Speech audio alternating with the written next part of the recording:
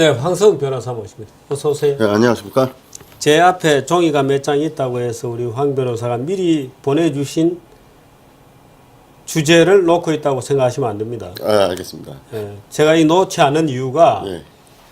우리 황변이 제게 대강의 이제 이 시나리오를 이제 일반 방송에서 하는 것처럼 보내주세요. 근데 제 잘 안 봅니다. 잘 안 보는 이유가 그걸 보고 하면 오히려 재미가 좀 없다고 저는 느껴요. 그래서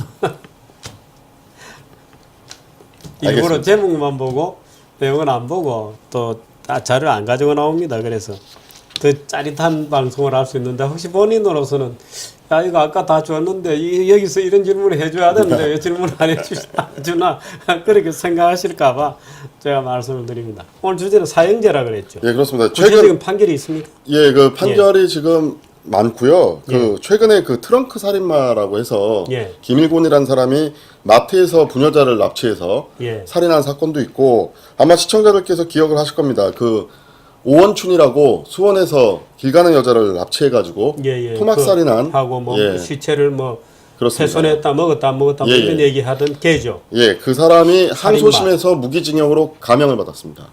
그래서 예, 그리고 또 지금 대학가 축제에서 오원춘 세트라는 술안주라는 뭐 그런 사회적인 문제가 되는 기사도 나왔고, 그래서 제가 오늘 가지고 나온 포인트는 세 가지입니다. 첫 번째가 사형 제도가 있는데 왜 법원은 사형 선고하기를 주저하고, 두 번째, 사형을 선고했음에도 불구하고 왜 항소심에 가서는 또 대법원에 가서는 왜 그걸 무기징역으로 감형을 해주는지, 그리고 마지막 세 번째 포인트는 사형 선고를 받은 사람을 왜 정부는 집행을 하지 않는가가 오늘의 제가 비판의 포인트입니다. 근데 그 전에 뭐 원춘 세트라는 건 뭐예요? 그 어느 대학교에서 그 대학 축제를 할 때 그 주점을 포장마차를 열면서 안주 세트를 오원춘 세트라 해가지고 거기에 뭐 곱창이라든지 뭐 이걸 넣어가지고 팔았다 그럽니다. 그 문제가 되자마자 물론 즉각 학생회에서 그걸 철거하긴 했지만 말하자면 식인종 세트군요. 예. 그래서 직구전. 저는 그 사건을 보면서 우리 사회에서 뭐랄까 정의가 세워지지 않기 때문에, 그러니까 그런 극적인 사건도 그야말로 극단적 사건도 희화화 해버려요. 말 그대로 연극을 만들어 버렸군요. 예예. 지금 판결이 어떻게 된 겁니까? 어떻게 돼서 뭐 무기징역으로 하는 무슨 근거가 있었을 텐데. 그거는 제가 좀 진행하면서 좀 나중에 또 설명을 해드리겠습니다. 먼저 제가 정기전 뉴스가 아무래도 그 지력이 높은 시청자들 대상으로 하기 때문에 먼저 우리나라 사형제도 운영의 현황부터 좀 시청자들에게 한번 보여드리겠습니다. 나왔군요. 지금 현재 사형을 규정한 법률은 많습니다. 그래서 뭐 형법, 국가보안법, 특가법, 군형법 이렇게 돼 있고요. 지금 사형 집행은 1997년 김영삼 정부 때 마지막으로 지존파 범들에 대한 사형 집행 이후에 아직까지 단 한 건도 시행된 적이 없습니다. 그리고 현재 생존 사형수는 61명이 지금 교도소에 존재하고 있고요. 이 사형수가 죽인 사람이 61명이 무려 210명입니다. 이거? 그러면 어떤 사람의 평균적으로도 3점 몇 명이 나오죠, 벌써. 3점 몇 명을 죽였군요. 그러면 적어도 한 사람이 뭐 10명 이상 죽인 범죄자도 있습니다. 최소 우리나라 법원의 판사들은 한 명 죽여서는 사형 선고하지 않습니다. 최소 2명이고요. 여러분들이 유명하게 기억하실 텐데 유영철이라는 사람은 20명을 죽였고 강호순이라는 사람은 10명을 죽였습니다. 그래서 근데 이제 사형수에 대한 처우를 교도소에서 어떻게 하느냐, 이게 조금 재밌습니다. 예전에는 사형을 집행했기 때문에 어차피 죽을 사람 뭐 괴롭히진 말자 해서 형이 확정되지 않는 미결수와 동일하게 처우를 합니다. 그래서 미결수와 기결수의 가장 큰 차이점은 노역을 하지 않습니다. 놀려준다는 거죠. 예, 그렇습니다. 어차피 넌 죽으려니까. 그러니까, 예. 그래서 지금 기결수에 비해서 어떻게 보면 뭐 말의 어폐가 있긴 한데 편한 생활을 할 수 있다고 볼 수도 있을 것입니다. 예. 그럼 지금 61명이 210명을 죽인 61명이 지금 살아 있군요. 그렇습니다. 그러니까 최근도 있을 거고 97년에 97년 이전에 사형 선고를 받은 사람도 있겠습니다. 아닙니다. 그때 김영삼 정부 때는 이제 후 정권에 부담을 주지 않기 위해서 사형 선고 받은 사람들은 모두 집행을 하고 아, 그랬군요. 예, 그 이후에 사형 선고 받은 그럼 98년부터 사형 선고를 받은 사람도 그렇습니다. 있겠습니다. 예, 그럼 예. 98년 같으면 지금 몇 년 전인가요? 17년 전 정도 되지 아, 않습니까? 그러면 예. 그 사람 중에 지금 자연사 한 사람도 물론 있습니다. 있겠고. 그 제가 지금 주필님께서 말씀을 하시니까 나중에 말씀드려다 지금 벌써 말씀을 드릴게요. 예. 폐암으로 사망한 사람이 있고요. 그 내부에서. 오. 그리고 지병으로 쉽게 말하면 자연사를 자연사죠. 한 사람이 예. 있는데 또 2명이 있는데 이 사람들이 어떤 사람이냐면 96년에 사형 확정이 된 사람은요. 2명을 살해하고 가족이 보는 앞에서 유부녀를 강간을 합니다. 이런 사람은 자연사로 돌아가셨고요. 그리고 99년도에 사형이 확정돼서 폐암으로 죽은 사람은 4살짜리 여자애와 6살짜리 여자애를 성폭행하고 살해한 그런 사람입니다. 이런 사람을 무려 10년, 15년, 16년을 국민의 세금으로 국가가 먹여 살렸습니다. 그렇군요. 우리 지금 황 변호사가 굉장히 분노를 하고 계셔서 누구라도 분노할 만한 일이군요. 그러니까 그 자연사 한 사람도 있고 예. 지금 그 기간으로 따지면 뭐 십몇 년씩 살고 있는 겁니다. 예. 그래서 뭐 순서대로 그럼 외국에 지금 외국 같은 경우는 사형 집행을 하느냐 아니냐 한번 예. 살펴보시겠습니다. 예. 표로 한번 보여주시죠. 예, 지금 전 세계 이제 국가를 봤을 때 사형을 완전히 폐지한 나라가 95개국이고요. 예. 우리나라처럼 사형을 규정하고는 있지만 집행을 하지 않아서 그게 아마 사실상 뭐 예, 10년인가 그렇죠. 10년입니다. 예, 10년 이상 뭐 사형을 실제로 집행을 안 하면 디팩토 폐지한 국가다. 예. 사실상 폐지가 되는 이건 거죠. 엠네스티 자료고요. 35개국이고 유지하고 있는 나라는 67개국인데 재밌는 것은 OECD 국가 중에서 선진국이라고 할 수 있는 미국과 일본은 지금 사형을 유지하고 있고 집행도 빈번히 하고 있습니다. 이게 OECD의 무슨 가입 조건으로 돼 있지 않나? 그렇진 않은 걸로 알고 있습니다. 아니 그때 YS 정부 때 사형을 집행을 하고 그 이후에 안 한 것이 하여튼 무슨 국제기구에서 유럽 쪽에 예, 예. 유럽은 뭐 좌이경이 이제 세잖아요. 예. 그래서 세계적으로 사형제도를 폐지시키려고 하여튼 유럽의 사형제 폐지 운동가 뭐 조직인지 뭐 좌익 정당들인지 하여튼 그래가지고 굉장히 캠페인을 했어요. 그래서 우리 정부도 하여튼 뭐 그것을 의식해서 그때 뭐 사형 뭐 하여튼 무슨 흉악범에 대해서 사형 집행을 해야 된다는 여론을 그냥 무시하고 넘어갔던 적이 내 기억이 있어요. 그거는 한번 다시 예. 한번 조사를 한번 뭔가 해봐야겠어요. 있어요. 예. 예. 그래서 그 사형 찬반에 대한 논의가 참 많은데요. 예. 폐지론자들이 주로 주장하는 것이 무기징역으로 대처하는 게 옳지 않느냐 이런 말씀들을 많이 해서 시청자들을 위해서 한번 잘 아시겠지만 무기징역하고 사형하고를 한번 비교해 보도록 하겠습니다. 예. 뭐 글자 그대로 사형은 생명권을 박탈하는 것이고 무기징역은 아니고 여기서 가명이 또 차이가 있는데요. 예. 사형은 가명을 하게 되면 무기 또는 20년에서 50년의 유기징역이고 예. 무기징역은 10년에서 50년을 가명이 되는데 예. 사형은 가석방이 안 되는데 무기징역은 20년을 살게 되면 가석방을 할 수 있습니다. 그러면 여기서 제가 참조에다가 유기징역은 3분의 1이라고 했는데 산술적으로 예를 들자면 20년을 살고 가석방으로 나올 수도 있고요. 무기징역을 받고 무기징역에서 가명을 10년으로 받아서 10년에서 3분의 1 3년 몇 개월 정도를 하면 가석방이 또 될 수도 있습니다. 그러니까는 쉽게 말하면 사형을 무기징역으로 대체를 할 경우에는 극단적인 예를 들자면 3년 한 4개월 정도를 살면 사회로 복귀할 수 있는 길이 열립니다. 그게 지금 우리나라의 사형과 무기징역의 어떤 그 제도적인 특색이 있는 것이죠. 다시 한번 띄워주시면 그러니까 사형하고 무기하고는 흔히 사람들이 이제 무기 그러면은 가석방 없는 종신형 맨 밑에 땅에 예. 있는 예. 이제 적을 생각하죠. 근데 현행법상 없습니다. 우리는. 예, 현행법상은 없고 이제 그래서 일부에서는 저런 걸 만들면 되지 않느냐 이렇게 얘기를 하는데 사실은 저것도 논리적인 모순이 많아요. 사형 존치나 폐지냐는 것도 굉장히 논란 중이죠. 그렇습니다. 지금 제가 뭐 많은 교과서적인 논거들이 있는데 너무 예. 복잡한 건 빼고 헌법재판소 판례를 가지고 한번 예. 찬반 논쟁을 한번 비교해 볼 텐데요. 예. 먼저 헌법 조문부터 한번 보시기 바랍니다. 예. 사형에 관련된 헌법 조문은 세 가지 조문입니다. 뭐 헌법 제10조는 뭐 인간의 존엄성을 규정한 것이고요. 37조는 이제 기본권을 제한하는 법률인데 제가 밑줄 친 저 자유와 권리의 본질적인 내용을 침해할 수 없다라는 저 조문을 보시면 사형 폐지론자들이 가장 강력하게 들고 나오는 근거 조문입니다. 저것이. 그리고 이제 사형을 이제 존치시키겠다. 존치론자들의 강력한 조문은 저 110조인데요. 굵은 글씨로 보시면 사형을 선고한 경우 그러하지 아니하다 해서 사형이라는 말을 헌법 자체가 쓰고 있습니다. 근데 여기서 제가 이제 주필님께 한번 여쭤보고 싶은 게 저 110조를 보시면요. 비상계엄하의 군사재판은 군인 군무원의 범죄나 뭐 특정한 죄 중 법률이 정한 경우에 하나여 단심으로 할 수 있다. 다만 사형을 선고한 경우는 그러하지 아니하도록 규정하고 있는데 저 조문을 보시면요.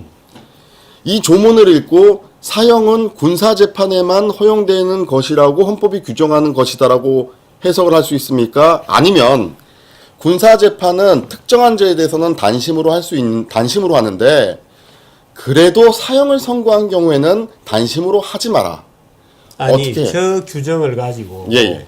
군사재판에만 사형제가 있다고 주장하는 사람이 있나요? 헌법재판소 판례 사형제가 위헌이라고 보는 재판관 한 명의 의견입니다. 그 한 명은 이름이 뭡니까? 제가 밝히지는 않겠습니다. 예. 아니 그게 국어 실력의 문제지. 저게 무슨 법의 해석이고 법의 전문적 지식이고 이런 게 아니죠. 저도 깜짝 놀랐습니다. 저거는 국어의 문제잖아요. 네. 저는 저 조문을 보고 사형이라는 것은 기본적으로 사형은 예. 저 110조의 조항이라는 것은 기본적으로 재판은 3심제로 운영이 되는데 비상계엄하의 군사재판 이런 경우에는 단심으로 한다. 그렇습니다. 다만 사형을 시킬 경우에는 일반 법처럼 3심으로 해달라는 거잖아요. 예. 그러니까 일반 법은 당연히 3심 사형제가 있다는 걸 전제로 그렇습니다. 하는 것이지. 당연히 그렇게 해석을 해야 되는데 근데 저 조항을 가지고 군사재판의 경우에만 사형을 할 수 있다라고 해석하는 분이 계시더라고요. 그건 정신질환이죠. 네. 국어 실력은 문제가 있거나 정신질환이 문제가 있거나 그런데 아마도 국어 실력이 뭐 저 정도 독해가 안 돼가지고 고시를 패스했을 리는 만무하고 그러므로 아주 사악한 뭔가의 다른 목적이 있었거나 그 재판에 관하여서 예. 그 사람을 절대로 사형시킬 수 없는 뭔가의 내부적인 어떤 사적 동기가 있었거나 그거는 좀 아닌 것 같은데 한번 본격적으로 헌법재판소의 찬반 논쟁을 한번 보시겠습니다. 참고로 이 헌법재판소 판결은요. 5대 4로 5명이 사형제에 대해서 합헌을 하고 예. 4명이 위헌으로 했는데 예. 이 헌법재판소 판례가 나오게 된 이유는요. 그 보성 어부 사건이라고 기억하십니까? 예.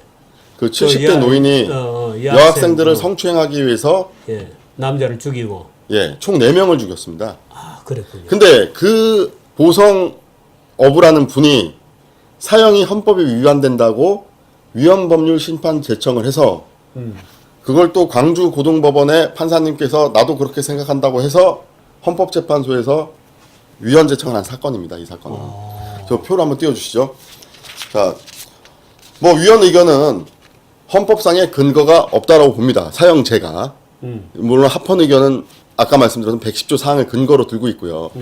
이제 기본권을 제한하는 게 있어서 이제 본질적인 침해를 하지 말라고 헌법에 규정되어 있는데 위헌 의견은 그거에 위반된다고 보고 있는데 합헌 의견은 이제 그 위반이 아니라고 보면서 그 근거로서요. 우리 헌법상 절대적인 기본권은 없다라고 얘기합니다. 특히 생명권이라는 것은 제한이라는 개념이 없다라고 들죠. 그러니까 다른 어떤 기본권은 뭐 예를 들어서 징역 같은 경우에는 뭐 몇 년을 동안 신체 자유로 제한할 수 있지만 목숨이란 것은 뭐 반쯤 죽였다가 살릴 수도 없는 것이고요. 뭐 일정 기간만 죽였다가 되살릴 수도 없기 때문에 생명권의 특성상 다른 생명을 침해하는 것까지 이 37조 2항의 비례 원칙을 적용할 수는 없다라고 예. 보는 게 이제 예. 합헌 의견이고 형벌의 목적에 대해서도 갈립니다. 위헌 의견은 형벌은 교화 개선이 형벌의 목적이라고 보는데 합헌은 응보라는 본질을 배제할 수 없다. 이렇게 예. 보고 있고요. 예. 사형제도가 있음으로 인해서 살인을 막을 수 있냐라는 범죄 예방 효과에 관해서는 위헌은 있다고 볼 수 없다. 합헌은 부정할 수 없다. 근데 이게 제가 왜 이렇게 말을 꼬아서 얘기를 했냐면 뭐 있으면 있고 없으면 없다 그래야지 왜 있다고 볼 수 없다 부정할 수 없다라는 것이 이게 논증하기가 쉽지 않은 얘기입니다. 그래서 헌법재판소 판결도 논증 근거는 없어요. 예.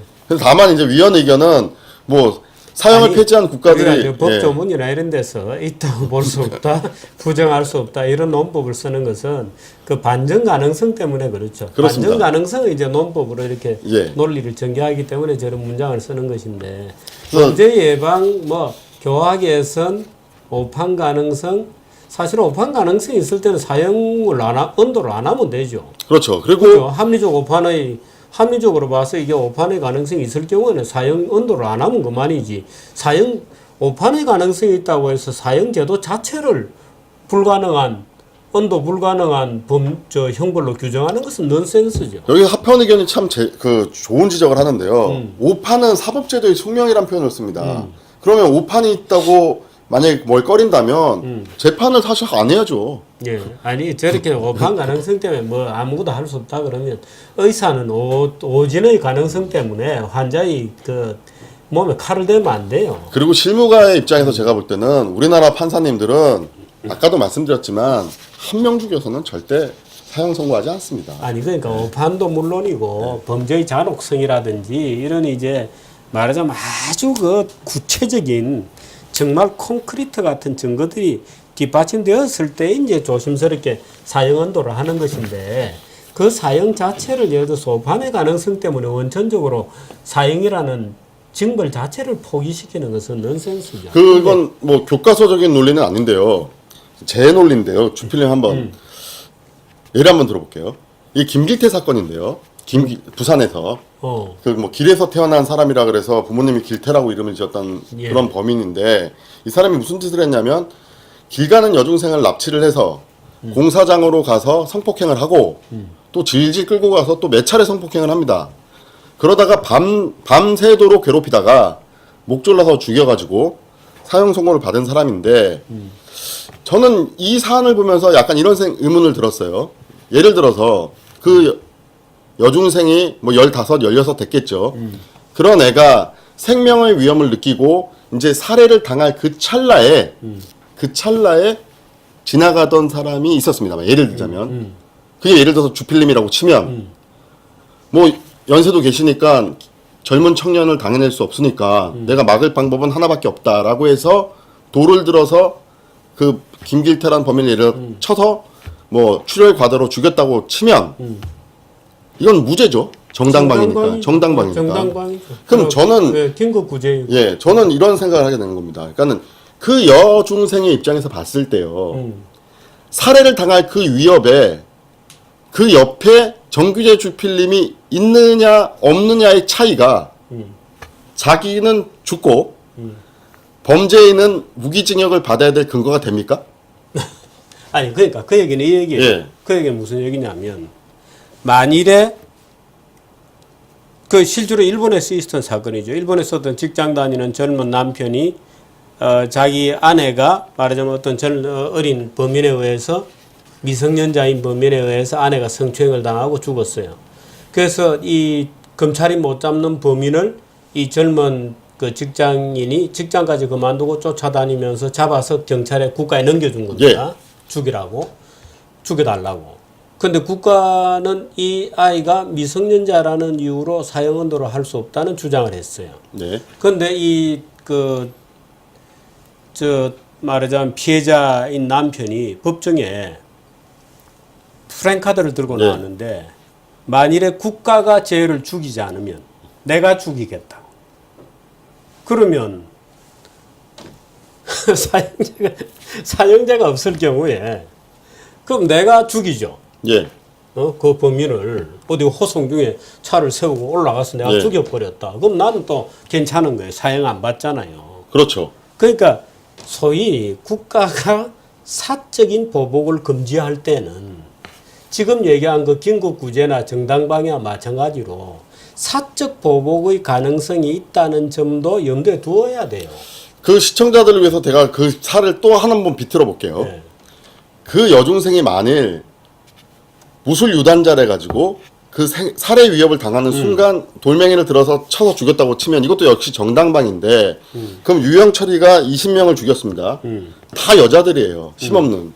근데 방어할 힘이 있는 것과 없다라는 차이가 나는 죽어야 되고 범인은 무기징역으로 아니면 사형을 집행 안 받는 그런 현상을 초래해야 될 정당 근거가 될까요? 예를 들어 내가 죽였으면 무죄가 되고 범인은 죽고 나는 사는 그런 좋은 결과 나올 수 있는데 나는 힘이 없어서 나는 살해당하고 범인은 사형 안 당하고 계속 산다라는 게 두 가지 사례를 비교해 봤었을 때 말이 되는지. 그리고 이제 하나만 더 짚겠습니다. 이게 제가 판결문 좀 목적이 판결문 비판이니까요.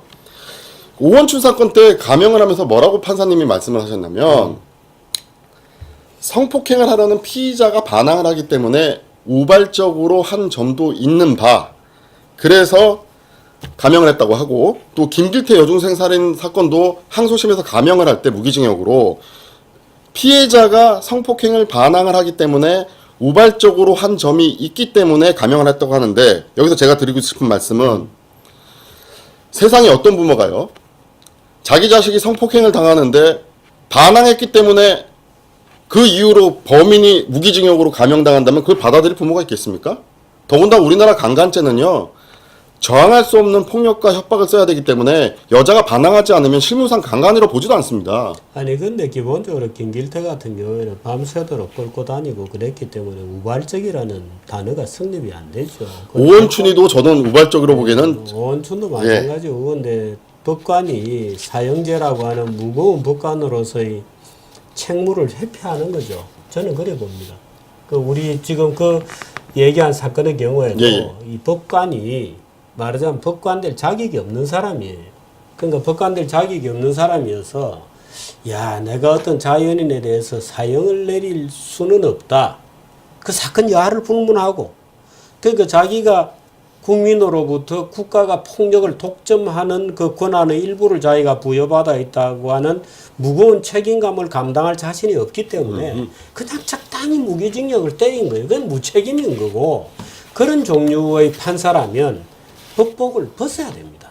법복을 그런 책임을 내가 감당할 수 없다고 느낀다면 법복을 벗어야 되는 거예요. 그러니까 의사가 칼을 들고 수술을 하는데 나는 이 자칫 잘못해서 수술 과정에서 이 환자가 죽을 수 있는 게 두려워서 두렵다면 그 의사 못하는 거거든요. 그런 거와 마찬가지로 판사들도 그러니까 지금 이 판사는 제가 볼 때는 사형의 존치에 관해서 깊은 고뇌를 한 끝에 무슨 윤리적인 또는 철학적인 성찰 때문에 사형을 자기는 반대한 게 아니고 비겁한 거예요. 그러니까 무슨 우발적인 이런 단어를 앞에 내세워 가지고 자기의 법관으로서의 무거운 책임을 면탈한 거죠.